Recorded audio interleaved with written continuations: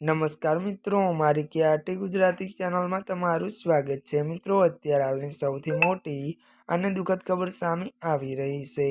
આ મિત્રો આપને જણાવી દઈએ કે વાત કરીએ તો યુએસ પોલીસ ભારતીય યુવકની ગોળી મારી।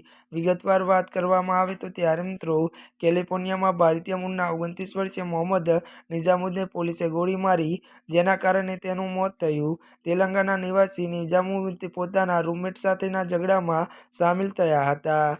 મળતી વિગતો અનુસાર મિત્રો વધુ વાત કરવામાં આવે તો ત્યારે મિત્રો જણાવી દઈએ કે પોલીસે જણાવ્યું કે નિઝામુદ્દીને પોતાના રૂમમેટ પર ચાકુથી હુમલો કર્યો હતો, જેના કારણે પોલીસે પ્રતિક્રિયા આપવી પડી। મળતી વિગતો અનુસાર વધુ જણાવી દઈએ કે ત્યારે મિત્રો પરિવારજનોએ ત્યારે આ ઘટનાને લઈને આઘાત વ્યક્ત કર્યો છે। જો કે મિત્રો હાલમાં વાત કરવામાં આવે તો અમેરિકન પોલીસ સમગ્ર કેસની તપાસ શરૂ કરી છે। જી હા મિત્રો, અત્યારની આ દુઃખદ ખબર મળી રહી છે। ત્યારે મિત્રો આજના માટે આટલું જ। અમારી ચેનલમાં નવા હોય તો અમારી ચેનલને લાઇક, શેર અને સબસ્ક્રાઈબ કરી દેજો। ધન્યવાદ।